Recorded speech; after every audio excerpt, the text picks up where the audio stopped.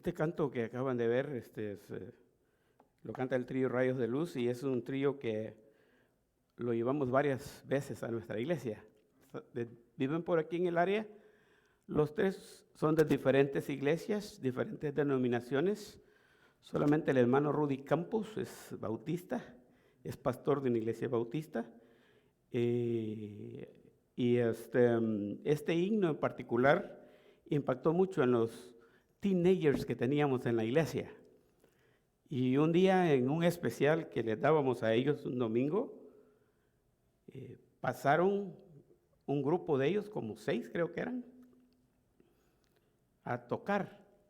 Ninguno de ellos sabía tocar guitarra y fue una sorpresa para toda la congregación, porque hasta el requintista hacía todo exactamente como lo hace el hermano Rudy. El caso es que ellos estaban haciendo solo una mímica. Habían puesto el CD, pero le hacían tan real y con su saco y con su camisa y corbata, todos uniformaditos, se miraba como que ellos eran los que estaban cantando.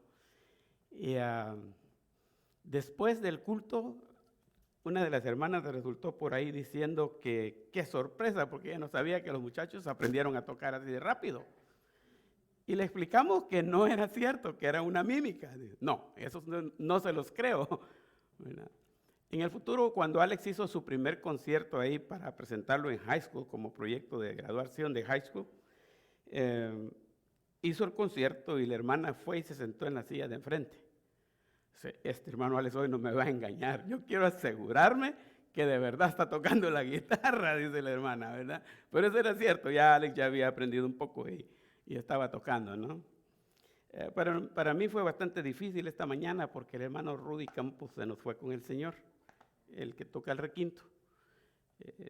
Parece, ya teníamos días orando por él y estaba internado en un hospital, creo que andaba paseando por El Salvador y por allá le agarró el COVID.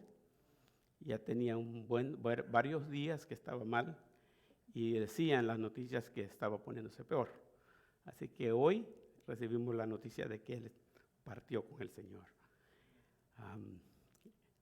Es un poco difícil porque son gente que aman a Dios y no hace mucho tiempo que había hablado conmigo, nos habíamos comunicado y yo le decía que al tener nuestro edificio nuevo, en la inauguración ellos podían venir porque ellos querían venir a cantar aquí con nosotros, ¿verdad? Y yo le dije a él, bueno, vamos a terminar la construcción que tenemos pendiente y nos vamos para ahí. Si aquí está en Santana, está más cerca, decía él, ¿verdad? Pero el Señor tenía otros planes con él, ¿verdad? Decimos que es el COVID el que se lo llevó, pero recordemos que la voluntad soberana es de Dios. Ya, nadie nos puede separar del amor de Dios. Ni la muerte, dice el versículo, ¿verdad? No nos pueden separar del amor de Dios. Así que Dios en su sola potestad sabe el día y la hora y la manera como nosotros vamos a ser transportados a su presencia, ¿verdad? Entonces, con COVID o sin COVID, ese momento llega. En esta ocasión, Dios utilizó el COVID para llevarse al hermano Rudy, ¿verdad? Lo bueno es que está en la presencia del Señor y si una de las cosas serviría de aliento o de consuelo sería el saber que en el cielo no vamos a hacer otras cosas, pero que vamos a cantar, ¿verdad? Y el hermano le encanta cantar y era muy, muy especialista en el requinto. Lo vamos a extrañar mucho, ¿verdad? Ya envié mis condolencias a la familia también, pero quería compartir con ustedes que tenemos esta tristeza este día, ¿no? Pero bien, voy a pasar al anuncio que queremos específicamente que los hermanos virtuales, voy a decir yo, ¿verdad? Que aunque el programa es el virtual, ellos son de carne y hueso, pero nos ven a la distancia. El próximo domingo nosotros por primera vez no vamos a transmitir nuestra actividad dominical. Estamos teniendo un evento que se hace una vez al año nomás en la iglesia. Es nuestra reunión anual de miembros. Y la reunión es para participar todos, entonces creemos que no estamos listos para, no tenemos ni el equipo ni tenemos la mejor manera para transmitirlo. Así que vamos a estar aquí en persona, todos los que quieran venir, los que puedan venir, están invitados. físicamente, tomando todas las precauciones y confiando que para el próximo domingo ya esta ola que se nos ha venido va a estar un poco más débil, ¿no? Así que listos para el próximo domingo. Esperamos contar con todos, especialmente los hermanos de nuestra iglesia, ¿verdad? De nuestra congregación, para que estemos aquí todos juntos y planifiquemos. Nosotros tenemos que estar esperando que cualquier ratito va a venir el Señor Jesús por nosotros, ¿verdad? Pero no debemos estar tranquilos, sino que tenemos que estar trabajando como si el Señor Jesús todavía no va a venir y va a tardar otros 1000 años, ¿no? Y nuestro ministerio va a continuar y va a ser trasladado a las generaciones futuras, y pues esta obra va a seguir adelante. Si el Señor viene, gloria a Dios.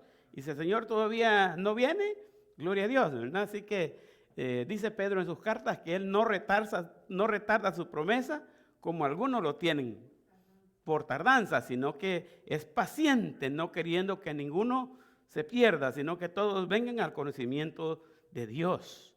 Así que el Señor Jesús nos ha dejado como sus embajadores y aquí estamos para llevar adelante la obra, ¿verdad? Siempre es necesario que hablemos de cómo están las cosas aquí, cómo estamos funcionando y sobre todo proyectarnos para el próximo año, ¿verdad? Porque necesitamos hacer planes como que Cristo no va a venir todavía, ¿no?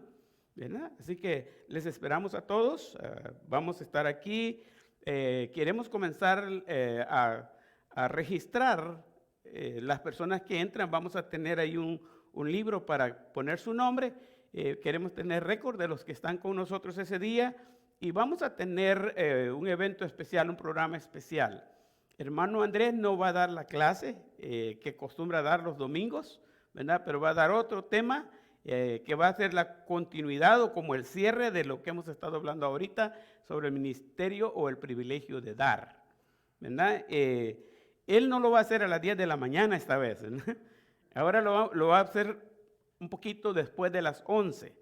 A las 10 de la mañana yo voy a estar compartiendo una conferencia de la convención de iglesias y de otras denominaciones.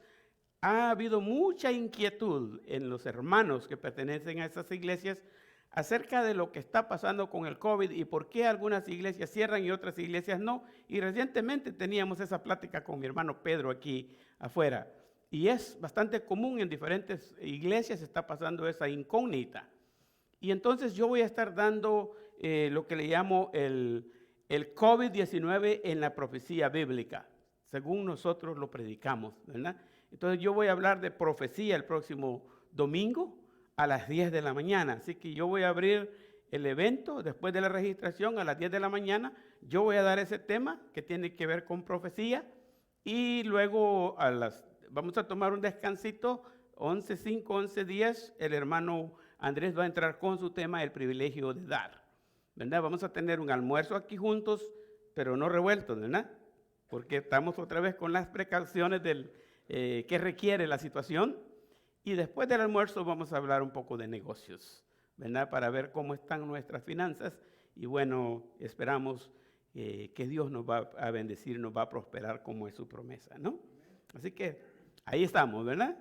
Y vamos adelante, pues. Tenemos 4 temas ya desarrollados de este mes. Y la idea es hablar de este corazón. Un corazón que puede ser traicionero, y la Biblia lo afirma, ¿verdad? Y perverso. Y nadie lo puede conocer porque cambia de parecer de un momento a otro. A veces, dependiendo de la personalidad, hay gente que en su corazón solo tienen amargura. Y esa amargura la reflejan en el rostro. Se ven tan serios y tan serios que algunas veces solo verlos nos intimida, ¿verdad? Hay otros que no. Hasta he escuchado expresiones, esta persona es de sangre dulce, porque se da gusto hablar con las personas y como que se siente en confianza, ¿verdad? Y es porque el corazón de esa persona actúa de una manera más amable y lo hace resaltar, ¿verdad? Entonces hemos hablado en algunas ocasiones, ¿verdad? Ya 3, 4 ocasiones. Una, hablamos de Daniel y hemos estado tratando de enfocarnos en eso. una propuesta del corazón. ¿Cómo es que nuestro corazón, no el órgano que bombea sangre, sino el centro de nuestro ser, cómo es que nuestro corazón nos lleva a pensar bien o a pensar mal? ¿O nos lleva a sentir algo de amor o a sentir algo de odio? ¿O nos mueve de un lugar para acá? ¿Podemos amar suficiente hasta dar nuestra vida por alguien? ¿O podemos odiar suficiente hasta quitarle la vida a alguien? Ese es nuestro ser. Fluctúa así en los sentimientos. Pero nuestro corazón también nos lleva a decidir si esto es correcto y lo hago, o si esto es incorrecto y no lo hago. Si esto me gusta, lo hago. Si no me gusta, lo rechazo, ¿verdad? Pero la decisión ahí la tiene el corazón. Y voy a decirlo una vez más. Yo estoy fascinado de que Dios nos haya creado a los seres humanos diferentes de toda la creación. Porque cuando hizo al hombre, se tomó más tiempo. Hizo un muñeco del polvo de la tierra. Cuando hizo la luz, ¿qué hizo Dios? Nada. Solo dijo, sea la luz, y fue la luz. Pero cuando hizo al hombre, no dijo, ay, Dios podía haber dicho eso, que sea el hombre y aparecía el hombre. Pero no lo hizo. Tomó un poquitito más de empeño y de esfuerzo y lo hizo. Lo formó del polvo. Y ya estando formado, ahí está el muñecón, pero no se mueve. Dice que sopló en su nariz aliento de vida. Y fue el hombre un ser viviente. Y cuando él sopló, ese neuma, ese aliento que salió de Dios directamente y entró en el ser humano, eso es lo que dice que es la imagen y semejanza de Dios. Los creó a imagen y semejanza suya. Y eso no lo había hecho en ningún otro ser creado. Ahora, a mí me gusta el asunto porque nosotros somos inteligentes, todos. O lo digo de otro modo, todos tenemos inteligencia, no hay ningún tonto. Todos somos inteligentes porque Dios nos dio de su inteligencia. Solamente que algunos la desarrollamos más que otros. Todos tenemos sentimientos. Todos, no hay ninguno que no tenga sentimientos, porque ese es el amor de Dios en nosotros. Lo que Dios siente lo puso en nosotros y nosotros podemos también sentir. Lloramos, reímos, nos enojamos o estamos felices. El sentimiento. Qué bonito es amar, ¿no? Qué bonito es jugar con eso. Nos divertimos algunas veces cuando nos llegan problemas de un lado o de otro de esos, porque así es la vida. Pero si yo le hubiera podido dar un consejo a Dios cuando puso su imagen y semejanza en nosotros, yo le hubiera dicho a Dios, no les pongas tu voluntad. No les des voluntad propia. Porque cuando Dios puso en el hombre voluntad, fue que el hombre tuvo la libertad de decidir si obedecía o no obedecía a Dios. Y acuérdense que en el huerto Dios le dijo claramente, de todos los árboles del huerto puedes comer, pero de este que está aquí, se los puso en el centro, de este no van a comer, porque el día que de ese coman, van a morir. Ese era el árbol que marcaba la diferencia entre obedecerle a Dios o desobedecerle a Dios. Si no hubiera estado ese árbol, ¿cómo el hombre hubiera sabido distinguir cuándo sí y cuándo no? Pero fue el árbol la marca.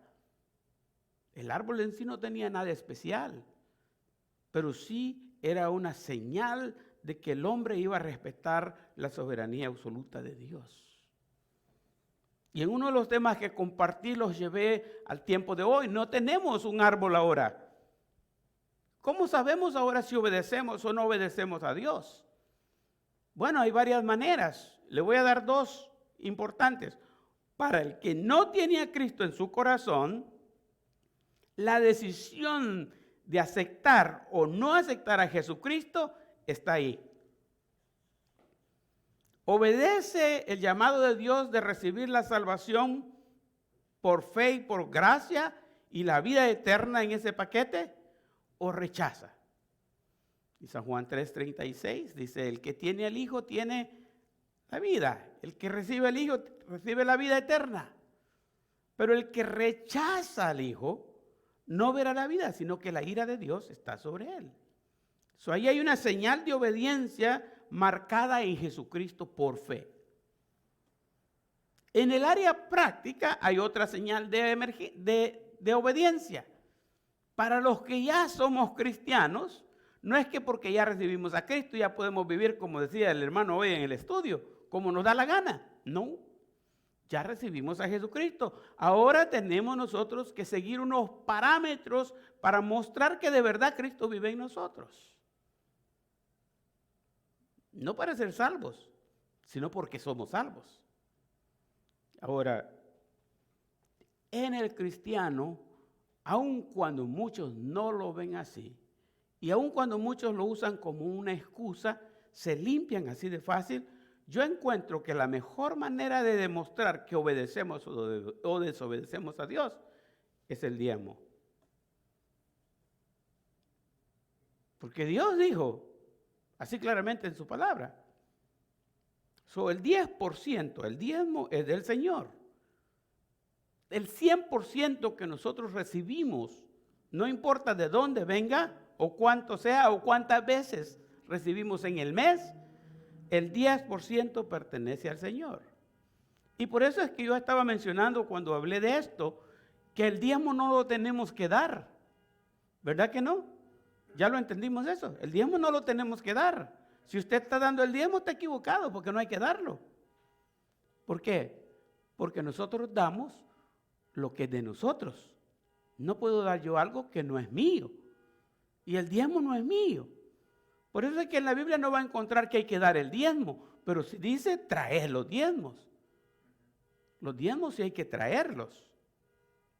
Porque como no es mío, yo lo tengo ahí, pero dice Dios, eso lo tienes ahí, tráelo al altar. Tráelo para que haya alimento en mi casa. Tráelo al alfolí. Yo no dispongo de eso. Yo no dispongo de eso porque el diezmo no es mío. Simplemente es de Dios. Es de Dios. Y Él pide que lo traiga. Yo tengo que traerlo. Y esa viene siendo la señal de obediencia. Yo le traigo, obedezco. Yo no le traigo, desobedezco. Y ahora viene la situación, porque si usted se entra en ese lado, algunos aprovechan para asustar a la gente, ¿no? Pero Dios un día le dijo a Israel, ustedes me están robando. Están usando algo que no es de ustedes. Tráiganlo y pruébenme. Y el domingo pasado apenas estaba diciendo yo, una de las cosas que usted puede experimentar cuando prueba a Dios, es que si usted aparta el diezmo como primera acción de cuando lo recibe su pago, usted aparta el diezmo, el 90% le va a alcanzar y hasta le puede sobrar. Pero si usted comienza a cubrir todos sus gastos y al final quiere dar el diezmo, dice, no me alcanzó, no voy a diezmar. O esto me sobró, de aquí voy a diezmar. Entonces el 90% no trae bendición y no le va a alcanzar. Se les fuma. Se les fuma. Señal de obediencia tenemos hoy. Pero yo quiero dar una pasadita en los 3 casos o 4 casos que ya mencioné y sumarizar todo con mi corazón propone hoy. 2 Corintios 9:7, vamos a verlo más despacio. Daniel propuso en su corazón no contaminarse. Ese fue en Daniel 1:8. No contaminarse con el mundo. Una propuesta del corazón debe de ser para nosotros no contaminarnos con el mundo. Si en mi corazón yo tengo marcado que soy del Señor Jesús, que pertenezco a Él y que debo dar los frutos o el fruto del Espíritu Santo. Debo hacer todo lo que Cristo hizo porque yo soy Cristo pequeño, Cristito o cristiano. Por cierto, las discusiones que hay por ahí en la sociedad de si uno es cristiano o es evangélico o cómo nos llamamos, dígale que somos cristianos evangélicos. Somos cristianos no por la historia de la iglesia ni porque la sociedad lo pide o la sociedad nos llama así. Somos cristianos porque somos imitadores de Cristo. Eso nos hace cristianos. Y somos evangélicos porque el evangelio significa buenas noticias de salvación. No solo buenas noticias, sino de salvación. Y si nosotros predicamos las buenas noticias de salvación, entonces somos también evangélicos. Viviendo en un mundo que rechaza a Dios, que rechaza a la iglesia, que rechaza la Biblia, que se opone a vivir como Dios quiere que vivamos. No hay quien viva como Dios quiere, pero hay muchos que tratamos. Si alguien cumple con lo que Dios quiere, ese es perfecto y puede morir en la cruz por los demás. No necesitamos a Jesucristo. Pero porque no hay perfecto, no hay justo ni aún uno, necesitamos a Jesucristo. Ahora nosotros, para obedecer a Dios, tratamos de ser igual a Jesucristo. Imitamos a Jesucristo. Y viviendo en este mundo corrompido, todo contaminado, perverso y depravado, nosotros tenemos que brillar como luz y ser sal. Somos llamados a tomar una decisión del corazón, a ser diferentes del mundo. No para vanagloriarnos, no para mostrar orgullo, no. Pero tenemos que ser diferentes. Esta fue la marca de Daniel cuando llegó a Sinar. Recuérdense que viajó, era el siervo de Dios en Jerusalén y fue llevado cautivo a Sinar. Jerusalén, la capital de Israel, el pueblo de Dios. Sinar, la capital de Babilonia, lugar más idólatra que todo el tiempo ha habido. Daniel lo hizo así, propuso en su corazón. Segundo, vimos que nosotros no podemos tener dos señores. Nuestro corazón no puede tener dos señores. O ama a uno y rechaza al otro o viceversa, pero no puede servir a dos señores al mismo tiempo. Solo un Señor. Y dice claramente Jesucristo, no podéis servir a Dios y a las riquezas. Y el hombre rico le cuesta entender las cosas de Dios, porque el Señor, su Dios, es el dinero. Y aunque no sean tan ricos, nos cuesta, y los más pobres también nos cuesta. Alguien hasta dijo así, de esta manera, una persona no se ha convertido totalmente a Jesucristo hasta que no se convierte con todo y la cartera. Porque la señal de que de verdad estamos obedeciendo es la cartera. Pero el Señor de nosotros es el dinero la mayoría de veces. Y eso nos pone en problemas. Nuestro corazón puesto en las riquezas se endurece cada día y nos aleja de hacer la voluntad de Dios. Una persona que va atrás del dinero muestra mucha avaricia, mucha ambición, mucho egoísmo, muestra todo lo que tiene que ver con obras de la carne.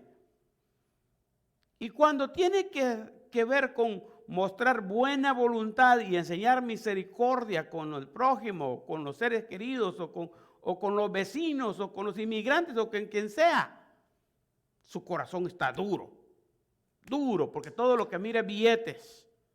¿Qué voy a ganar yo aquí? Aquí no hay ganancia, aquí solo hay pérdida, solo tengo que estarles regalando. Yo no voy por ese lado. El ministerio de dar tiene que ver con eso. Y como hijos de Dios somos llamados a dar. No podemos tener el corazón dividido. Tiene que estar solamente para Jesucristo. Y Cristo hasta lo dijo de esta manera: el que no es con nosotros, contra nosotros es. Y luego dijo: el que conmigo no recoge, desparrama. Suena duro y sarcástico, ¿no? Pero es cierto, es la verdad, Cristo mismo lo dijo. Vimos después un corazón que abunda. El hombre bueno dice cosas buenas porque las tiene dentro de su corazón. Y el versículo dice que de la abundancia del corazón, ¿qué pasa? Habla la boca. Pero el hombre malo es malo porque en el corazón está metida la maldad. Entonces, este tipo de personas no sienten ningún remordimiento por hacer el daño. No tienen ningún remordimiento. Algo bien personal. Por 4 meses estuve sin carro porque me lo robaron. Le robaron unas partes que valían como $1,600, $1,800. Pero costó la reparada un poquitito más de $8,000. Mire el daño que le hicieron al carro. Ya uno puede hasta pensar así, ¿no? Y decir, ¿no? ¿Por qué no me pidieron a mí los $1,800 que necesitaban? Y me salía más barato que reparar el carro que se robaron. Y bueno, me lo entregaron el 13 de enero. El 14 de enero lo llevé primera vez al trabajo. ¿Y qué cree? Se lo robaron otra vez. Bueno, digo que se lo robaron, solo que esta vez hubo una diferencia. Seguí las instrucciones del policía que me dijo ponerle un bastón. Y entonces le puse un bastón y lo abrieron, rompieron la llave de la puerta otra vez, como lo hicieron la primera vez. Pero por el bastón no se lo pudieron llevar y ahí me dejaron el bastón todo así curvo, que ni yo mismo lo pude quitar. Tuvimos que cortar el bastón porque no me podía ir a la casa así. Y digo yo, qué ingratos, ¿no? Que no piensan cuánto está costando la reparada del carro. Pero en el corazón, ¿qué hay? Solo para hacer lo malo. Y el tiempo que vivimos está así. Está así por todas partes. No hay zonas sanas para vivir ahora. En todos lados está la maldad. Porque el corazón del hombre es de continuo solamente al mal. Pero el Hijo de Dios, su corazón le pertenece al bien, le pertenece a Dios. Y de su corazón no solamente va a salir el bien, sino que va a abundar y abundar y abundar. ¿Se acuerda que leíamos ese día, que decíamos ese día? El que cree en mí, como dice la Escritura, de su interior, dice, correrán ríos de agua viva. Correrán ríos. Y yo ahora sí que no puedo evitar, pero cuando yo me acuerdo de este versículo y lo menciono, mi mente se transporta al río Panias. Tuve el privilegio de estar 2 veces allí donde comienza ese río Panias, al mero pie del Monte Hermón. Donde termina el Monte Hermón, una de esas montañas más altas que hay por ahí en Israel, donde termina, ahí abajo, brota, pero en cantidades de agua. El río Panias se une con otros 2 ríos más abajito y de ahí componen el Jordán, el río Jordán. Sale del puro cerro, de ahí, del pie del cerro, de ahí salen las cantidades de agua y brotan, pero en cantidades que en el mismo momento ya está así de hondo, en el mismo lugar. Y corre, pero en cantidades. Un agua transparente, clarita, precioso. Dan ganas de estar ahí y de tomar agua. Y ese es en Cesarea de Filipos. Y saben que allí fue en Cesarea de Filipos que Jesucristo dijo esas palabras. El que cree en mí, como dice la Escritura, de su interior correrán ¿qué? Estaba viendo la cantidad de agua que salía de ahí. O sea, una cantidad de agua que saldría de mi corazón hacia ustedes y hacia los demás que los inundaría. Simbólicamente, cada hijo de Dios debe de ser de bendición para todos. Y dar y abundar y sentirlo en el corazón hacerlo. Sentirlo en el corazón hacerlo. Por pura naturaleza. Entonces también veíamos que un corazón que se propone produce ¿qué? Adoración a Dios. Un corazón que adora a Dios. Adora a Dios. Y en esta adoración nosotros vimos el Salmos 86, 12. Y comenzando desde el 1 en el 86, estaba yo haciendo hincapié en la situación del salmista, del rey David. Porque él comienza hablando en el versículo 1 y 2 de su aflicción, de la angustia que está pasando. Y hace como un proceso, analiza y dice, esto que me está pasando a mí es como que yo voy caminando por un lugar equivocado. Todo me sale mal. Las decisiones que tomo no son las más sabias y estoy sufriendo las consecuencias. Luego, en los siguientes versículos, como que da un pasito y dice, es que mi camino está mal, pero debe haber otro camino, que es el bueno. Y entonces descubre que el camino bueno es el de Dios. Y entonces ora y le dice, muéstrame, oh Jehová, ¿qué? Tus caminos. No le dice, Señor, aquí voy por este camino y no sé para dónde me lleva, mostrame por dónde irme. Dame un GPS para seguirlo bien y no perderme. No dice, muéstrame mi camino. Muéstrame tu camino. Quiero que me muestres tu camino porque el camino donde yo voy no es el correcto. Pero si agarro yo tu camino, entonces yo voy a ir por el camino correcto. Voy a andar en la verdad y voy a regocijarme y voy a cantar y voy a alabar tu nombre.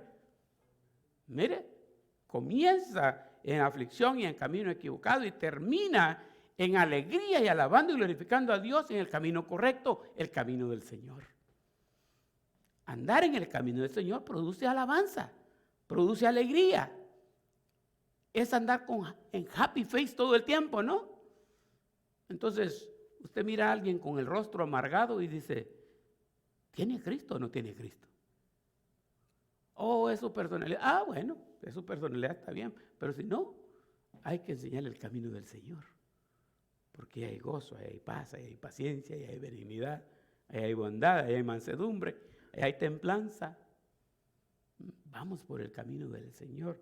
Así que un corazón que se propone, brota en adoración a Dios. Descubre el camino de Dios. ¿Ok? Vimos esos 4 temas, ¿verdad? ¿Qué pasa hoy? Hoy es nuestro turno.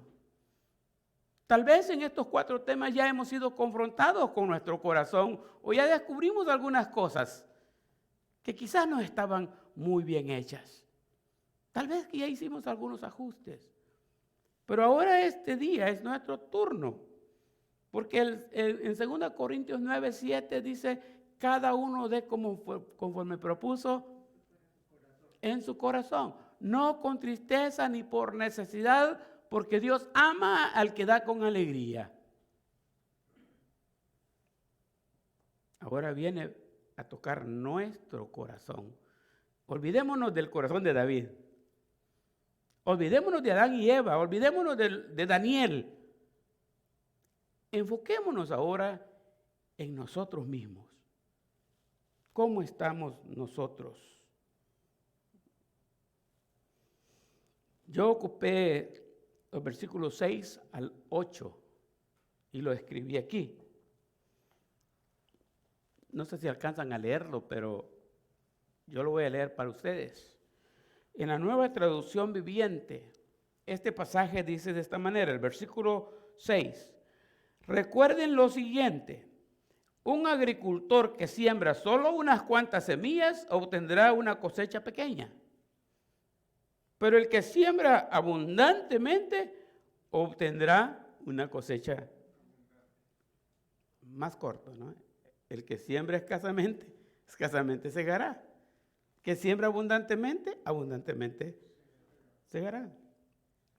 Ahora, con ese contexto de la agricultura, el que siembra poquitas semillas no puede cosechar un gran campo, ¿no? Lo que sembró, eso es lo que va a cosechar. Si siembra bastante, pues va a cosechar bastante. Teniendo eso en mente, vamos al versículo 7. Cada uno debe decidir en su corazón cuánto dar o cuánto sembrar, ¿no? Y no den de mala gana ni bajo presión, porque Dios ama a la persona que da con alegría. Usando la ilustración del agricultor, ahora se entra directamente a nuestro corazón y nos da una lección de cómo decidir cuánto dar. ¿Quiere recibir bastante? Tiene que sembrar bastante. Siembra poco, no espere recibir bastante. Eso es simple. Ahora el versículo 8 dice así: y Dios proveerá con generosidad todo lo que necesiten. Entonces siempre tendrán todo lo necesario y habrá bastante de sobra. ¿Para qué? Para compartir con otros. ¿Ustedes no les ha pasado que una de las razones por las que no le dan a alguien es porque no tienen ustedes? A mí me ha pasado. Quisiera darle, pero no tengo. ¿Y cómo le doy? ¿Cuál es la clave para que nosotros un día salgamos de ese atolladero de no tener para dar? Sembrar bastante. Y darle al Señor de corazón. Lo que se hace para el Señor de corazón tiene bendición. Y alcanza hasta sobreabundar. ¿Se acuerdan que hablábamos de eso? Entonces vamos a tener para nuestras necesidades y para ayudar a alguien más. El 8 simplemente dice que Dios no se queda con nada. No se queda con nada. Es simple. Dios no se queda con nada. A Dios no se le puede ganar cuando se trata de dar. Por más que yo le doy, siempre Él me da más. Siempre Él me da más. Es más, cuando yo le doy es porque Él ya me dio. Él ya me dio. Entonces, darle a Dios trae grandes beneficios. Por eso dije, es nuestro turno. Centrándonos en el versículo 7, que es el versículo clave del sermón de hoy. Este día es nuestro turno. Fíjese cómo dice ahí ya el versículo solito. Cada uno debe decidir en su corazón cuánto dar. Y no den de mala gana, ni bajo presión, porque Dios ama a la persona que da con alegría. Hay muchas historias cuando se trata de dar. Sabía de una persona que cuando venía para la iglesia ponía aparte en una sola bolsa el billetillo de $1 que iba a dar en la iglesia. Y los billetes grandes se los ponía en la otra bolsa. Esta ocasión solo tenía un billete de $20 y uno de $1. Y se le olvidó en cuál bolsa puso el de $1. Y a la hora de dar estaba con las dos manos en la bolsa y decía, ¿cuál será el día 20? Para no darlo, ¿no? ¿Cuál será el día 1? Entonces, ¿qué está proponiendo el corazón de esa persona? ¿Cómo está su corazón? ¿Cómo está su corazón? Ahora, va a dar el día 20 y se va a quedar, di el día 20 y me quedé con $1 y ahora ¿cómo le voy a hacer? O, ay, qué bueno que di el día 1 y aquí tengo el día 20, lo salvé. Créame, que si dio el día 20 de corazón y se quedó con el día $1, el día $1 le va a abundar más que el día 20. Y no le va a caer dinero de arriba, porque las bendiciones de Dios no se ven así. Algunas veces sí se ven con dinero, pero otras veces se ven en la salud, se ven en otros gastos que hacemos en la casa o emergencias que nos salen en el camino. Se quedó con el día 20, pero tuvo que gastar 100 en algo y el día 20 no le alcanzó. O se quedó con el día 1, pero no hubo que gastar nada porque Dios no permitió que nada se le dañara, que no viniera un gasto extra. El día $1 fue suficiente. Cada uno dice ahora, ¿verdad? No Daniel, no David, no nadie más. Cada uno. Ahora solo soy, en inglés dicen me, myself and I, ¿no? En español dicen yo y solo yo. Nadie más. La frase dice ahí abajo, cada uno de. Y marqué estos 4 checks. 1, el dar es para cada uno. El dar es para cada uno. 2, cada cristiano debería ser ¿qué? Un dador. No solo unos sí y otros no. Cada cristiano debería ser un dador. 3, algunos no pueden dar mucho. Algunos no pueden dar mucho. ¿Sabe que en una ocasión en una iglesia estaban proponiéndonos que en lugar de decir que la gente diezmara, nos dividiéramos en cuotas y que cada quien diera tanto y con eso cubríamos los gastos? Pero habían algunos que ganaban bastante mejor. Iban a dar la misma cuota que los que ganaban bastante menos. Y eso parece que no es justo.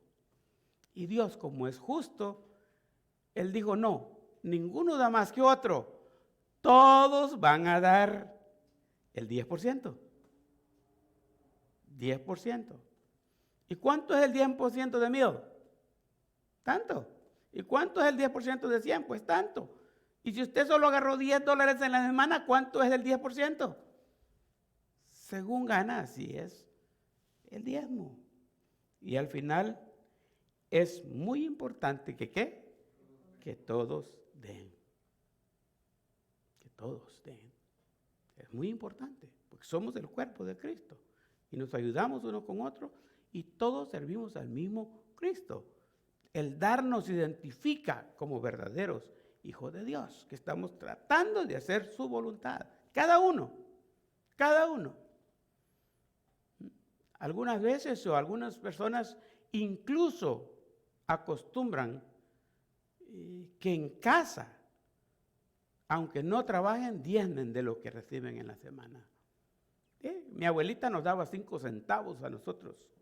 Yo no sé, de ese lugar me moví yo cuando tenía menos de 9 años, o yo estaba muy más pequeño que ahora, ¿no?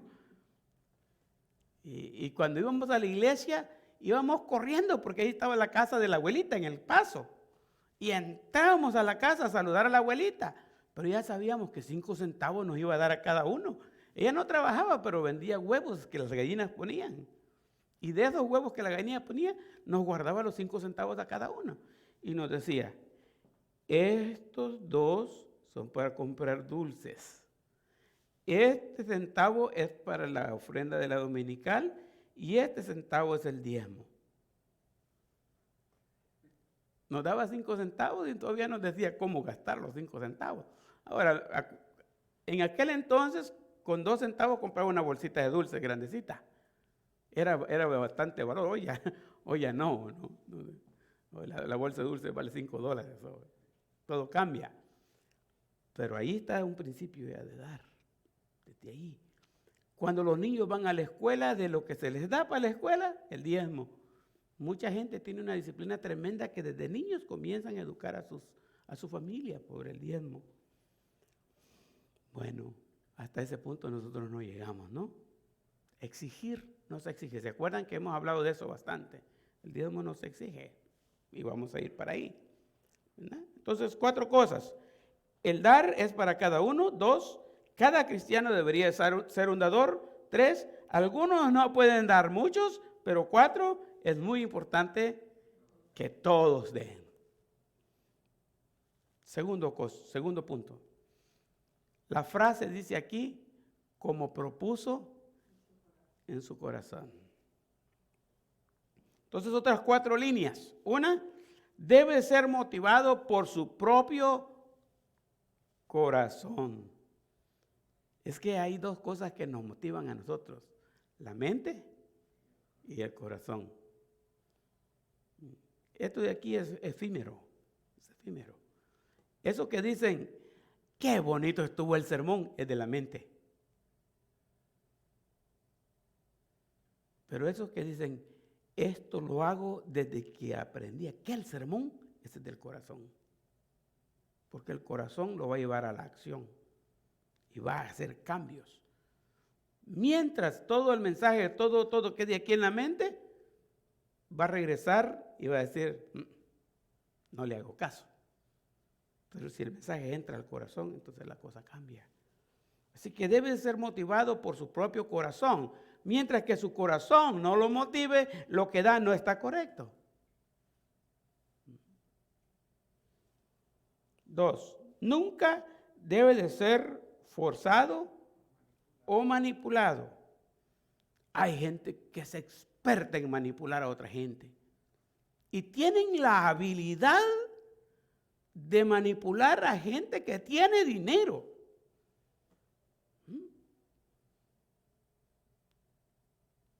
Y ahí los ponen con que quiere pactar ahora. Y aquí está este aceite que lo traje de no sé dónde y vale tanto. Cómprelo, que aquí está la bendición. Y comienzan a hacer unas cosas y la gente les da el dinero porque los manipulan. Algunas iglesias exigen el diezmo. ¿Se acuerda que en El Salvador yo me di cuenta de esta iglesia que decía, díganos cuánto gana con un talón de cheque? Y nosotros le vamos a decir de a cómo le toca el diezmo. Y ahí estaban fiscalizando. No dio su diezmo completo.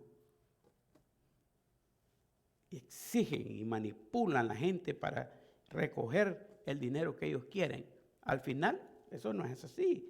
Nunca debe de ser, el diezmo nunca debe de ser, ¿qué? Forzado o manipulado. 3, debemos dar, ¿por qué?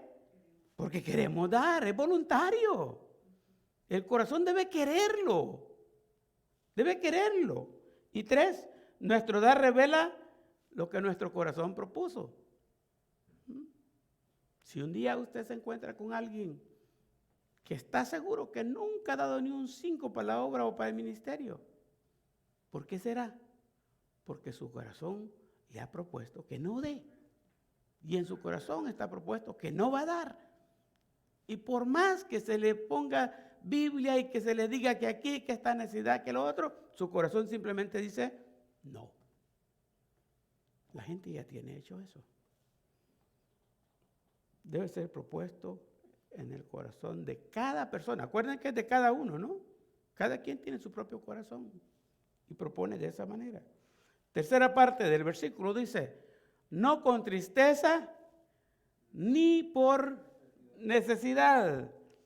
¿Eso qué quiere decir? Que debe hacerse sin pesar o sin quejarse. ¿Se acuerda? Aquel, ¿no? Ay, día 20, me equivoqué. Qué pesar, ¿no? Qué tristeza con lo que lo dio. Eso no es así. Luego dice, no por necesidad o porque se nos exige.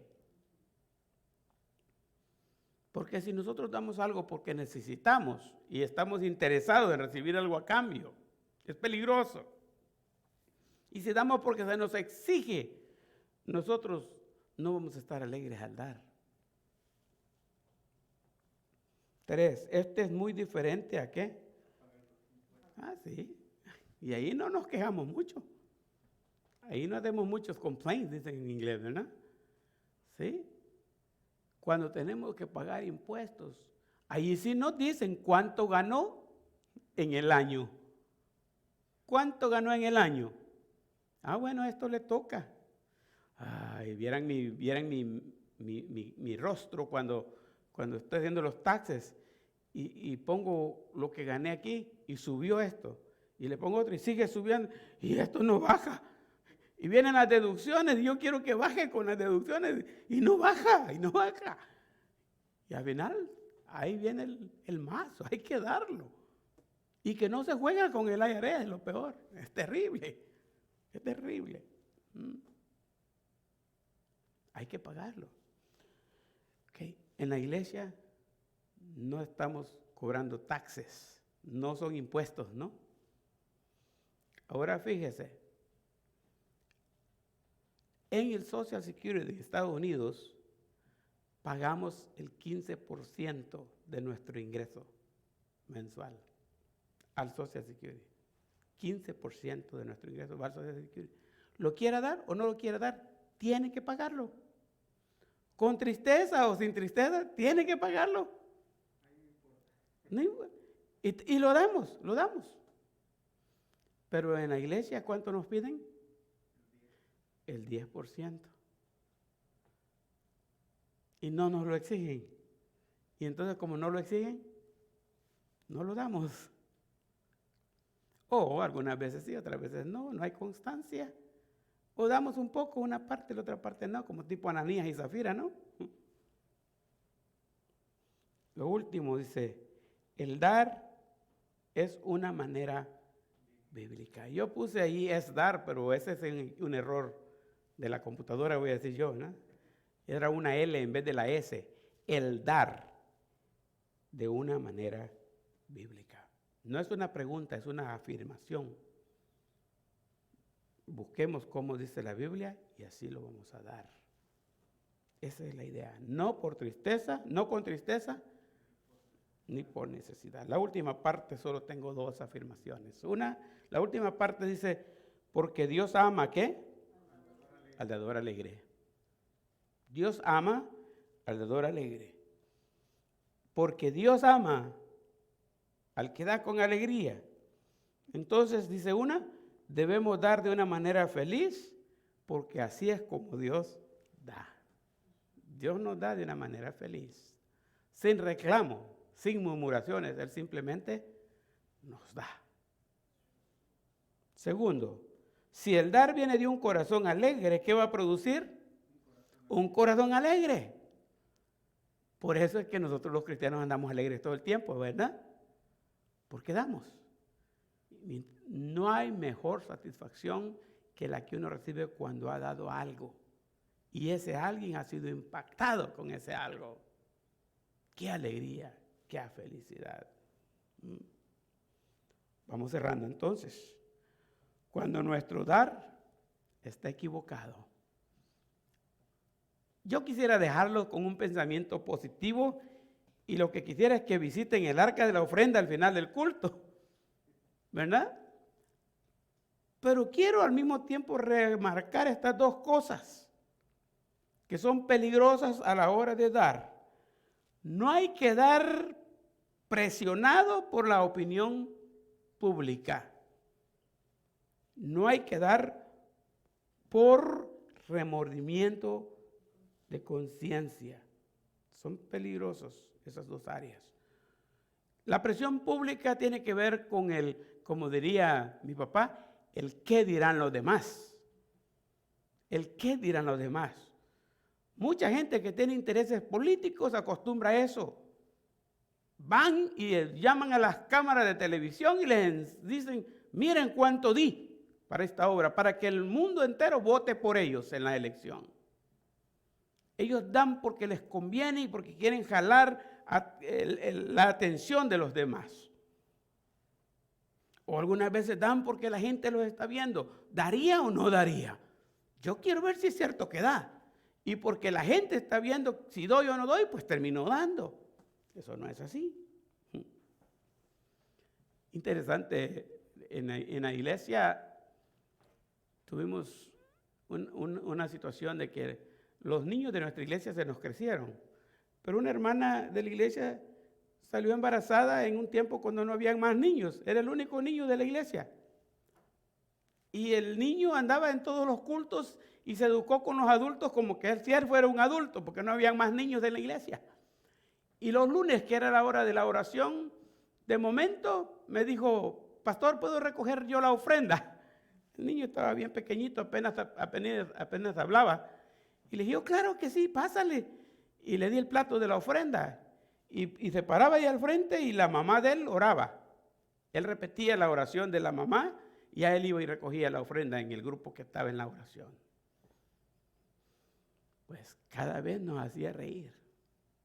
Porque llegaba con el plato de la ofrenda hasta donde estaba una hermanita y le decía, el plato se lo ponía.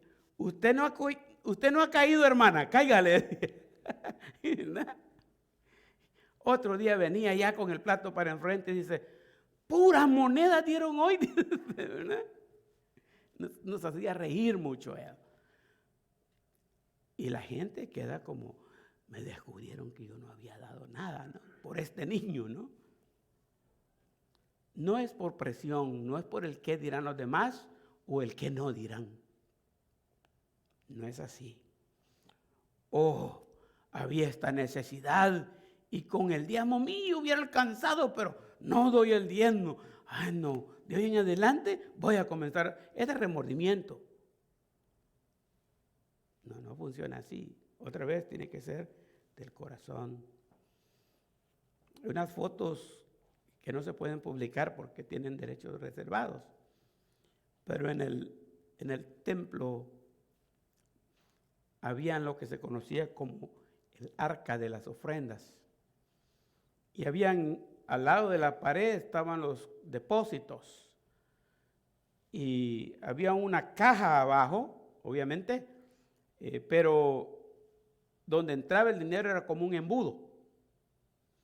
Entonces la gente depositaba en el embudo las monedas, porque en aquel entonces no se movían los billetes, eran piezas de plata o monedas de la época, pero no el dinero que conocemos hoy. Entonces tiraban en el embudo, en ese cono que había, y echaban el dinero y se iba y caía dentro en la caja. Eso estaba pasando el día que Jesús, y bueno, en el templo vieron que vino aquella señora viuda y dio solamente 2 blancas. Ahí también estaban todos los fariseos, estaban toda la gente, que daba bastante. Y bueno, la situación es esta. Yo vengo para dar y que vean que yo doy, ¿verdad? Entonces tengo no muchas monedas, pero las voy a tirar regadas. Y las tiraban así en el embudo, para que las monedas fueran rodando en el embudo y poco a poco cayeran como en un remolino hasta adentro.